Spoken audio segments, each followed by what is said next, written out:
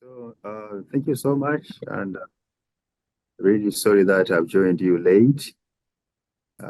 So, About to take over you, and sorry, Alma, for this second change. Because since we are on a very tight schedule, I asked her, but okay, so now you can go and then we continue with the program. Please, the floor is yours. okay, so how many minutes should I use? You can take half an hour. Okay, I'll Half try an to hour. be I'll try to be as brief as possible. First of all, thank you so much for bringing us on board. That we are also really honored. For us from Tanzania, especially the University of Dar es Salaam, to be part of this, not only intellectual engagement, but also to be part of this project. So I'll today take you through the project that I've therefore been working on Tabora, specifically on women, brewing and urban professionalism in Tabora, Western Tanzania, starting from 1930 to 1970. And this is still a work in progress that I've also been working as also part of this project. And Tabora in the 19th century was at the center of the caravan route running from the East African interior to the East African coast. And records show that the slave population of Unyamwezi consisted of Manyema, the Nyamwezi, and also others from East African interior. And Professor Karini Parava calls the Manyema region as the richest in slaves. But we are told that in the 19th century in Tabora, female slaves outnumbered slave women because of their reproductive and productive functions. But we are also told that because of the prominence of Tabora, it in due course acted as the great harbor in Bandari, and therefore women slaves worked as both field slaves as well as domestic servants. But in addition to agricultural production or agricultural labor, women also brew homemade beer and also sold beer to the passing caravans. So perhaps one would also ask, where did these slaves come from? We cannot hear you now. Right. Hello, Salvatory. Hello? In this moment, we cannot hear you, as if your mic is got low for some reason. Hello? We cannot hear you very far away. Oh, you can't hear me? No. Try again. Hello? No. Hello? We can hear you very far away, as if something is covering your microphone. Well, it's also quite unfortunate that I've not even muted my microphone. Now it works. You can go ahead. Okay. So I have said that one would also ask a question: where did these slaves come from?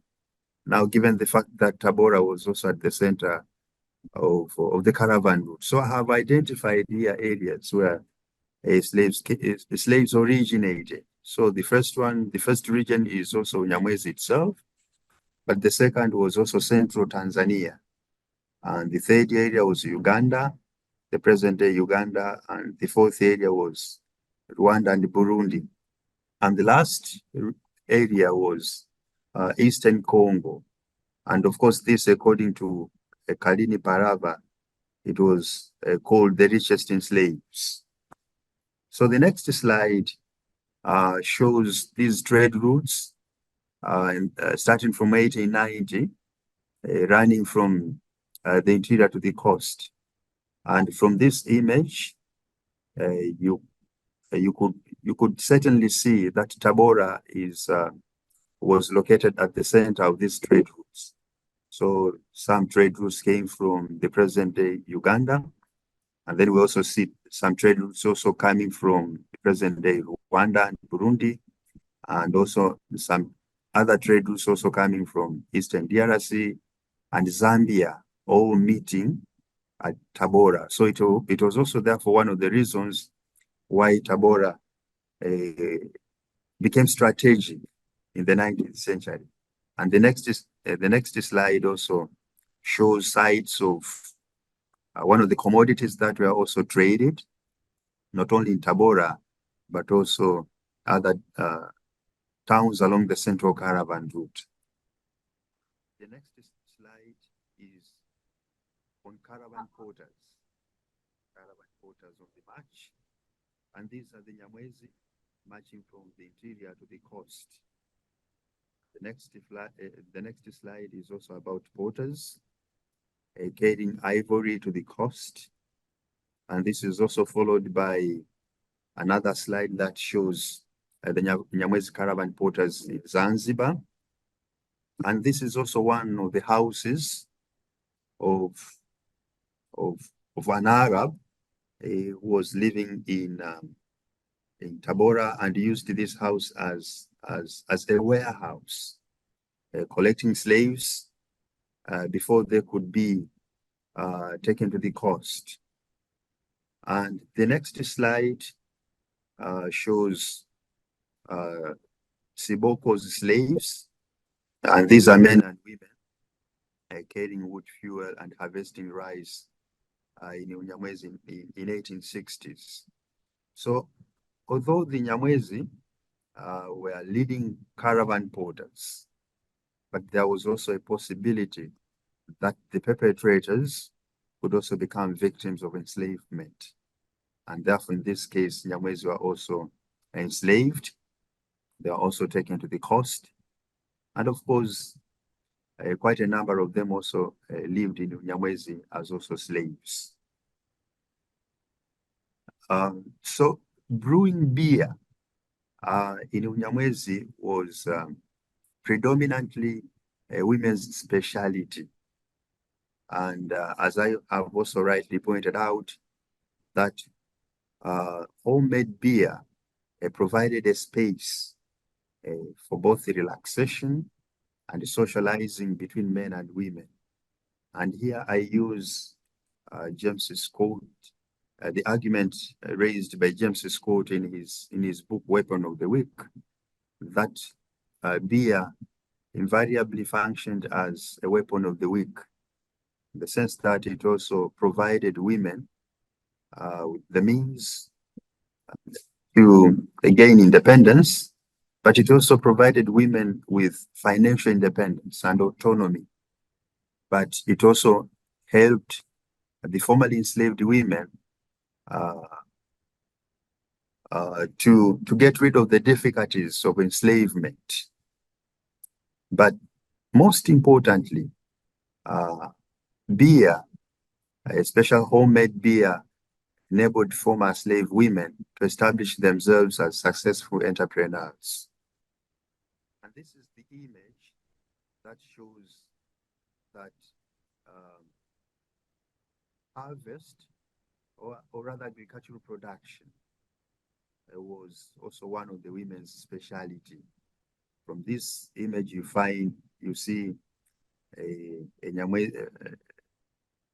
woman harvesting, but the next image is also about grinding corn, and it is also followed by the next image that shows making beer in 19th century Unyamwezi, and these are women. Now, in addition to making beer, as I said, that women also produced, or they grew a variety of crops which were also sold to the passing caravans. And this is the image of 1860s of men and women now taking provisions to the passing caravans in Unyamwezi. And another area that women that sold beer and other agricultural products or produce was the German military station in Tabora, which issued a certificate of emancipation to slaves. And for the certificates of emancipation that I have been working on in the archives of Western Tanzania in German, they are known as Freibrief. So all these certificates of emancipation were issued by the German colonial state at this particular area.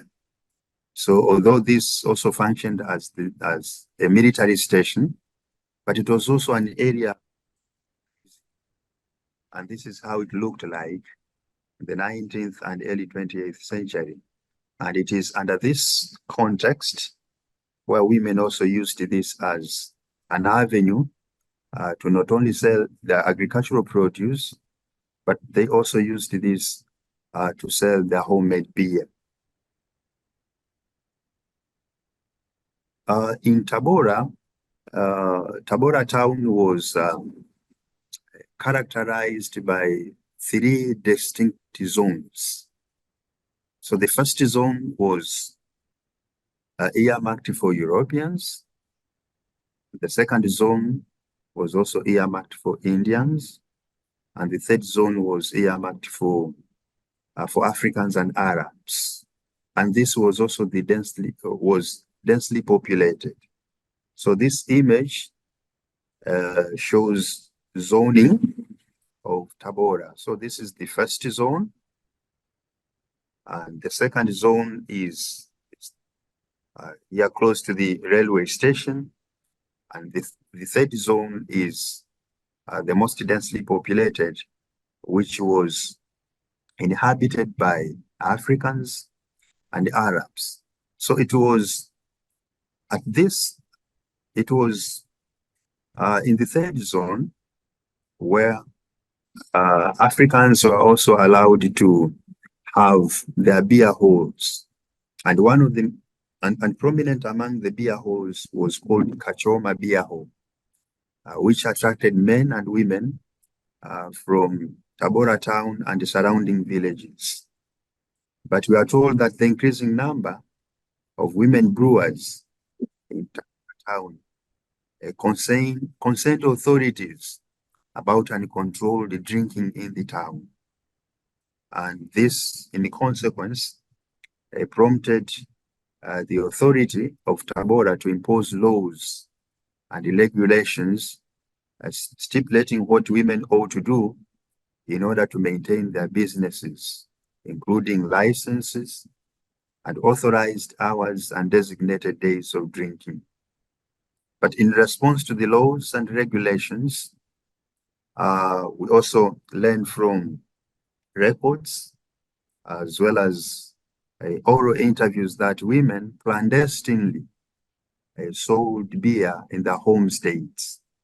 And here I have advanced the concept from my former doctoral advisor, James Giblin, that women families offered women brewers a refuge from state, which eventually became a contingent survival strategy for liquor making and selling. So, as I have said, that it was in the third zone where Africans were therefore allowed to have a beer hall, and it was at this beer hall in which women also used to sell their homemade beer.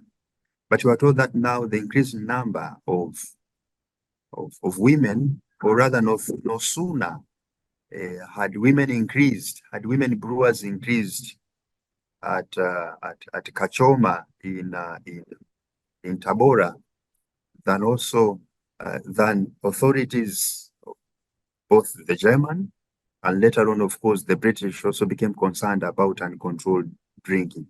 And it's therefore under this context where the town council, as well as the provincial administration, started imposing laws and the interviews that I have collected with all the women that I've also been talking to, as well as the data that I have collected from the archives in Western Tanzania, demonstrate beyond reasonable doubt that many women felt completely uncomfortable, and then they therefore relocated to other area, especially in this area from the image, which is called Ngambo, and started their own beer halls, apart from the authorized Kachoma beer halls, because they thought,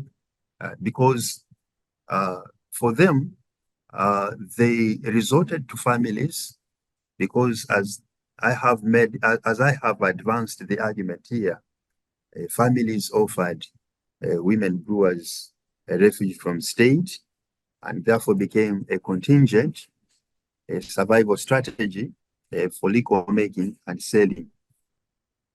Now, perhaps a question that we would also ask ourselves: how did these women become urban professionals? So, as I have rightly pointed out here, is that the regulations imposed by the town authorities did not diminish the courage of women on brewing. So brewing continued, and as I have also pointed out, is that they also relocated to another area that is famously known as Ngambo, and used therefore a family as a refuge from state. And because of the laws imposed, we are told that these laws also provided them with an alternative path to escape the socio-economic predicament. And it was therefore in 1963 where women formed an association of African women brewers, in Kiswahili Umoja wa Wanawake Wapika Pombe, and it had its headquarters in Tabora. And one of the objectives of this association was to coordinate and to push the demands of women brewers across the Western Province. And this association meant that women had become urban professionals because they had created their own body, which was recognized, registered by the colonial authority, and because they had clear objectives, because they also wanted to have a body that would also advance their own voice, their own grievances, their own needs. I find this to be one of the reasons why these women brewers also became urban professionals. And members were also diverse for this association. We find, and records also show that, there were also Nyamwezi women brewers who also joined this association. But also there were Manyema, mostly former slaves, and others of second generation, as well as FIPA women who also joined this association. We are also told that later on, the association of women brewers in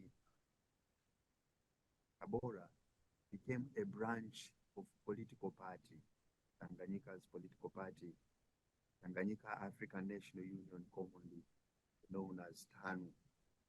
And its leaders also served as representatives of this TANU.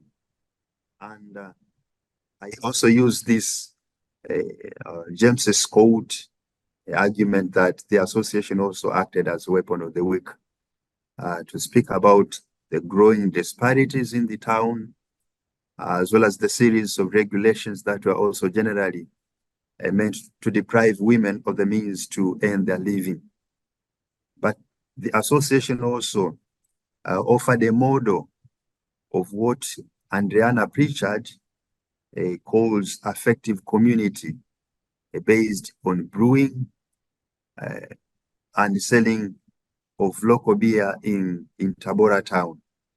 But finally, as I have also said, that it also offered refuge from state, and became also a contingent, a survival strategy for women brewers in Tabora. So this is the image of the building, and this used to be the headquarters of the Association of Women Brewers, which had clear objectives, clear mission, had also a clear agenda. And to me, these were really professionals. And the house still exists, and it is currently owned by one of the descendants of women brewers in Tabora.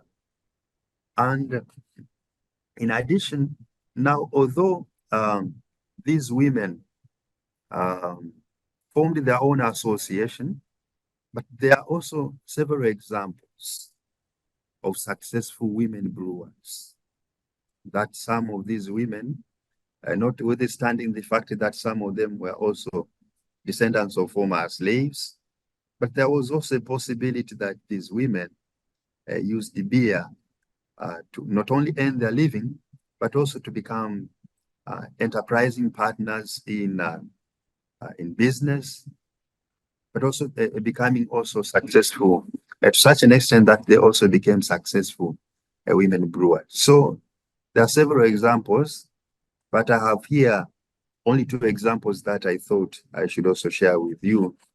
But of course, certainly there are also a lot of women whose stories I have also recorded and are therefore included in my substantive paper.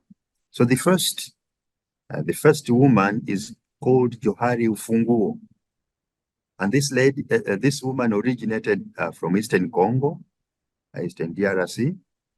That according to Palava, this was arguably the richest in slaves in 19th and early 20th century. And we are told that Johari Ufunguo brew and sold beer, an occupation that earned her money sufficient enough to own more farmlands in the town. And finally, she also established so she used the money obtained from this business, from selling beer, to establish what she called Manyema Women's Dancing Group. And in Kiswahili, this is called Ngoma ya Kisonge, in order to render social help to Manyema women in Tabora. The second example that I thought I should also bring to our attention is the lady called Aisha Mkangwa. And this also originated from Eastern Congo, and she belonged to the second generation of Manyema community in Tabora. And we were told that she also accumulated enough from brewing to make also one of the successful Manyema women in the town. And in the end, she established her own company called Aisha. This is the image of Aisha. This is Aisha Mkangwa, who rose to prominence because of brewing and eventually established her own company. And these are also some of the board members of her own company. The last part one section that I thought I should also bring to attention is also about unity, kinship, and politics in socialist Tanzania. And that, if you remember, that I said that the association was also one of the branches of the political party, TANU, which was also central to the nationalist movement in 1950s and 1960s Tanzania. So in 1950s, women brewers joined the TANU, and they also supported the TANU's struggles for independence. But in 1967,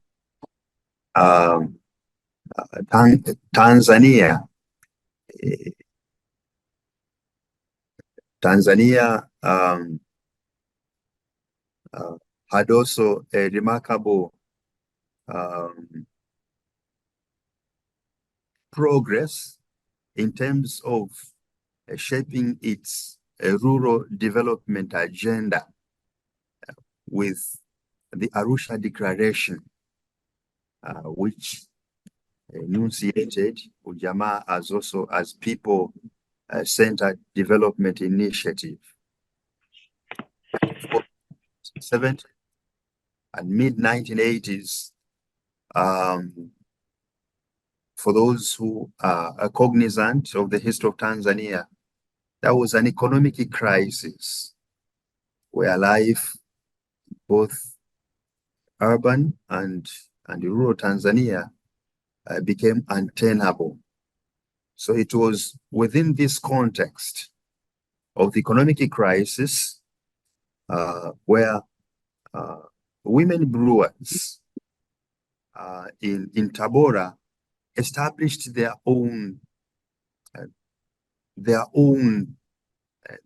shop or their own store, and this was called collective store or collective shop in Kiswahili duka la Umoja, where they sold various items to residents and also shared their profits. So I find this collective shop, I find this collective store as also a means of reinforcing kinship, but also a means of reinforcing unity and reinforcing unity and kinship in socialist Tanzania, because they used this in order to address the economic dilemmas of late 1970s and early 1980s Tanzania. So by the mid-1980s, unfortunately, the store, or rather the shop, was demolished, and items also stolen, and this in consequence affected the Women's Association and brought the entire project to visually halt. This the image, the collective store, the collective shop that women brewers published the economic crisis of late 1970s and early 1980s Tanzania.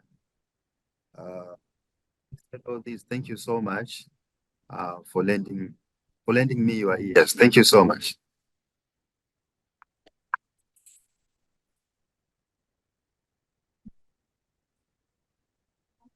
Stop the screen share.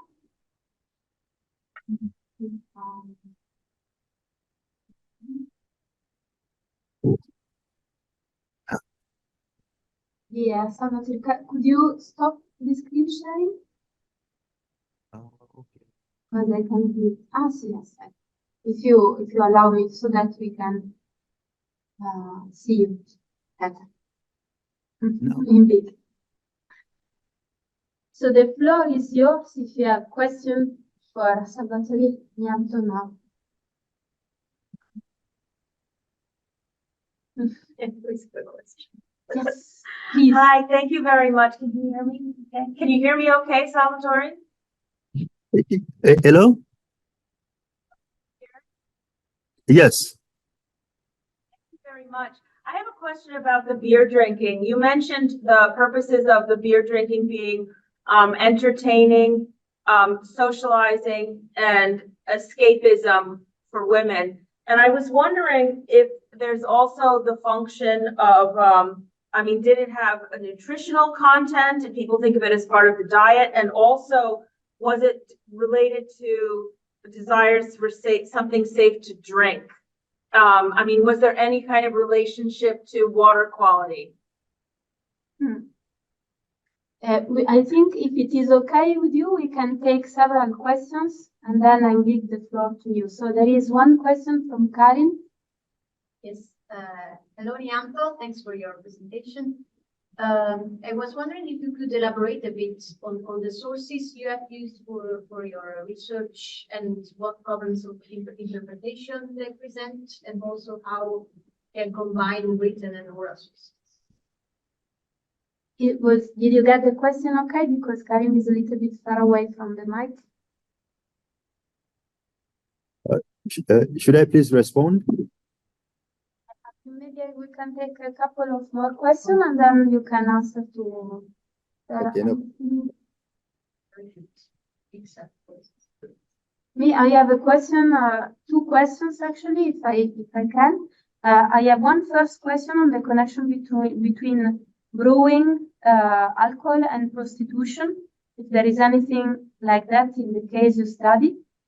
And the curiosity when you said that their place was vandalized and destroyed, and after that, this put the association to a standstill. You know who did that or what happened? And I mean, which was the social opposition to the existence of such society that such act would suggest? There are other questions you want to ask him now straight away? No. Please then, Salvatory, go ahead.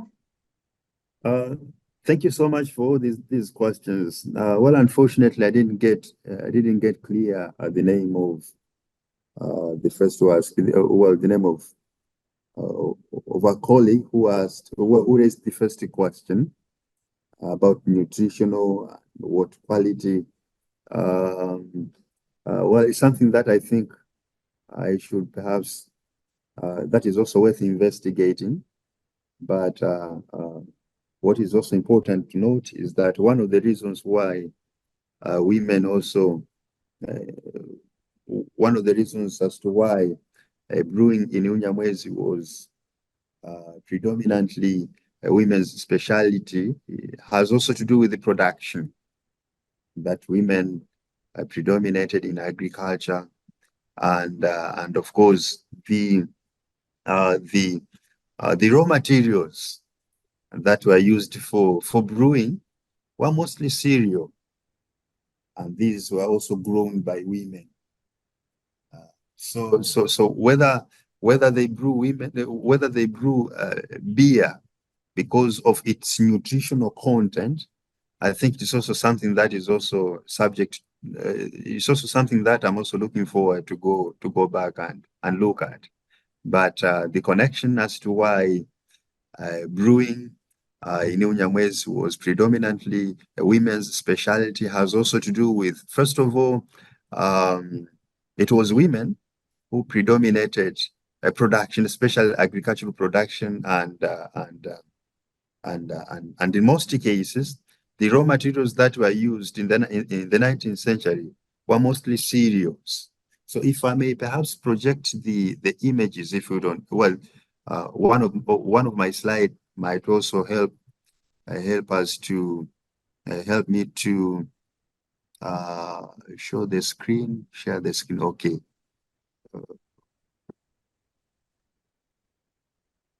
Share. Okay, so this is the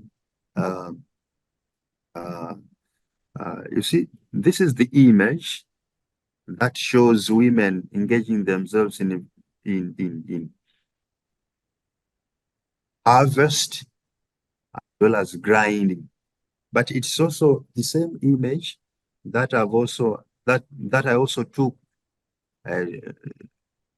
together with this one, and we find that these women used cereals to make beers, and therefore whether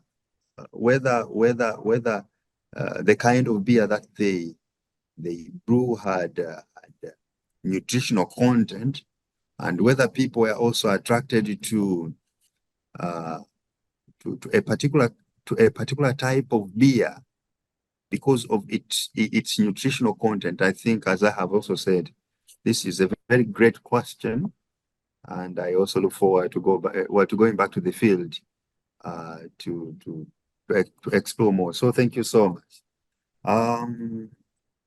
The second question from Karin Palava, sources. I have used archival sources from the National Archives in Dar es Salaam, but also from the private collection in Tabora, and the Regional Commissioner's Office, Tabora, as well as the District Commissioner's Office of Tabora and Nzega. Of course, these primary sources about the imposition of about regulations and how authorities became concerned about and controlled drinking and the resultant implications of drinking in Tabora town.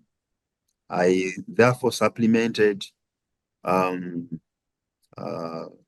these primary sources with oral interviews, and with these oral interviews, I interviewed women brewers and as well and their descendants. Now, one of the challenges that I also encountered in using these sources has also to do with the lapse of memory. Many women brewers, especially those who engaged themselves in brewing in the 1960s and 1970s, are very old. So lapse of memory also presents a more formidable challenge. But second, which is important, has also to do with religious orientations of residents of Tabora.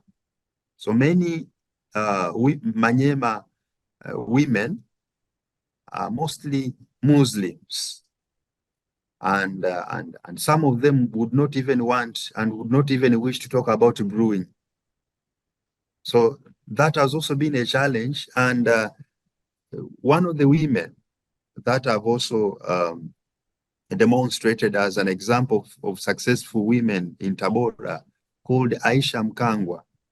I had challenge getting information about her because his son is economically well off and is also a devout Muslim.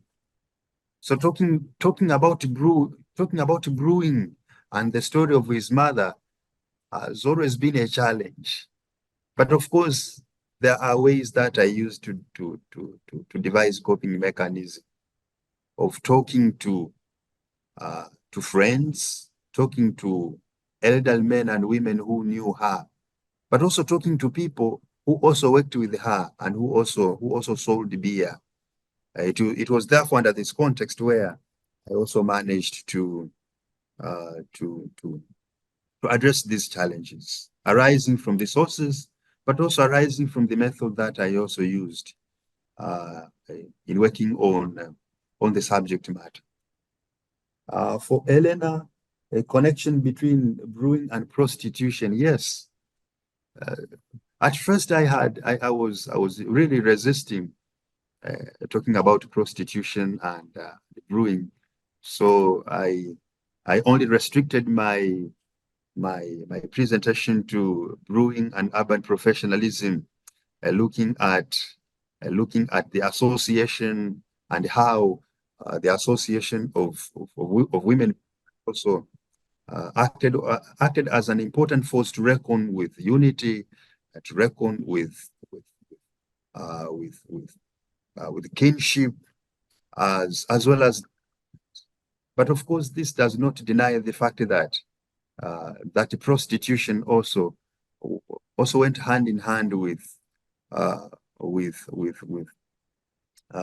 the selling of beer. And of course, this was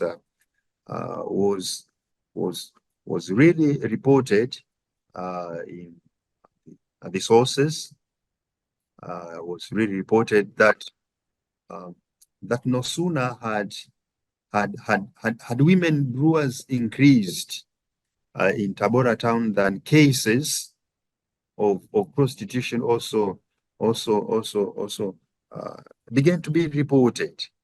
And of course, perhaps the question would also ask, we would also ask, okay, where did these women come from? Where did the prostitutes, if I may use this term, come from? Were they women brewers, or did they come from somewhere else? So I would perhaps respond by saying that, of course, partly some women brewers also engaged in these acts of prostitution because many of them were unmarried. But second, we are also told that I have also even collected these stories that that it was also one of the ways of also earning a living, that in addition to brewing. And thirdly, women from other towns, including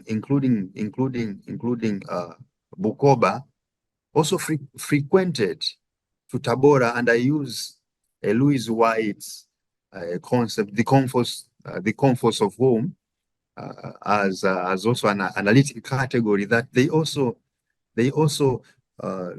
frequented Tabora. They also met themselves in Tabora because Tabora was also strategically located along, well, at the junction of the caravan route and later on the central railway line. So because of the position of Tabora town, these cases also increased. Yes, some of the cases were also attributable to brewing and increased beer halls. But of course, a number of cases of prostitution were really attributable to the prominence of Tabora town.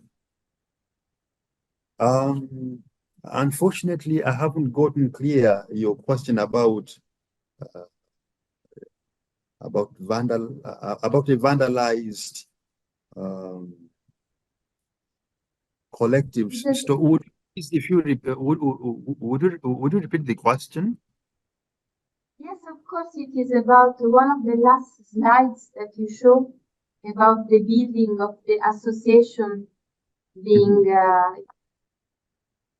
demolished at the very end, and it was because you said it has been. So I was wondering who did it, if you know. It's a great question. Unfortunately, I don't know. I'll perhaps go back and find out. But it was really a sad story that these women told me that okay, we established this and this was our own initiative, and then unfortunately, some people also demolished and everything was also stolen, and that in a way also affected our economic standing. So I will perhaps, because this is still a work in progress, there are still other rooms for research, questions, and interrogation of the sources. Thank you. Thank you very much. Are there other questions?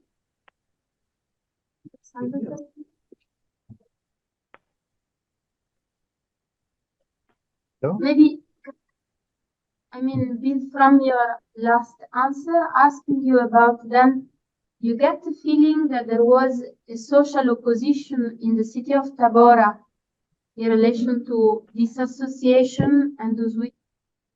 I mean, did they experience, for example, harassment from the part of the police or these kind of things? Unfortunately, I There is another chapter, but you can okay. go Well, as you want. okay, well, unfortunately, I haven't. Uh, I did not come across the social position of these women, but I think what I've also even said that in relation to your last question about the vandalism of the collectives was, I think it had to do with the economic difficulties of of, of late 1970s and 1980s, and therefore everyone was now trying to look out, trying to find out the means to earn the living. But I think, as I have said, that this is also an open question, and because this is also still a work in progress, these questions are therefore taken on board in order to improve the research and the work as well. Okay. There is one more question. Maybe you can come a little bit closer to speaking at the microphone. Hopefully it can be heard. Maybe follows on from the last answer and the last question, which was about that time of difficulty in the 70s and 80s, and to what extent had the Tanzanian socialist collectivization project reshaped households, broken households, broken rural livelihoods, and therefore how much had that shaped the way that these women were working. Did you hear the question okay? Yes. Yeah, thank you so much for a great question about socialist Tanzania and socialism and its rural development initiatives. Of course, this is really debatable as to what extent did socialism shape household and number of literature. Literature as we have, of course, available literature talking about the resultant implications of socialism. But of course, what I would also say talk about in relation to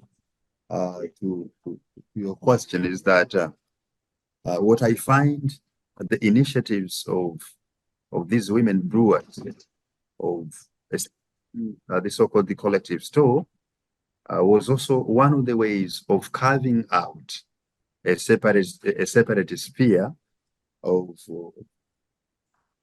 socialism and also trying to shape the development imperatives within the context of 1970s and 1980s Tanzania.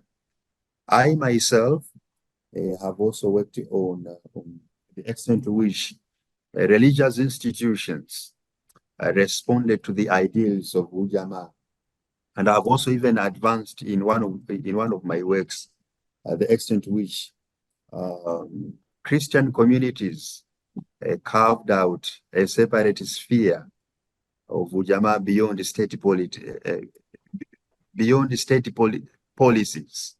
So it's an open-ended question, and it's a question that I cannot even commit myself a direct answer to your question, but it's also something that I should also think about. But socialism in Tanzania has also been has been written extensively, and the extent to which socialism affected households and ways in which people also carved out a separate sphere in their pursuit of rural development initiatives is really debatable, and I would simply leave it open.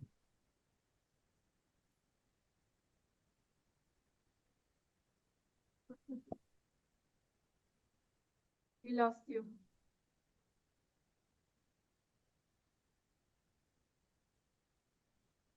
Well, it is a perfect time to lose him because it's 3:30. Salvatory, can you hear us? Hello, are you talking to me, Elena? Yes, Now we hear you. You are back. Okay. We have to stop now. Thank you very much for your question, your answer to this question, and last time. And thank you for everything. Thank you. Thank you so much. And as I said, that I have also taken all the questions on board, and I also hope to work on them as I also work on this project. Thank you so much.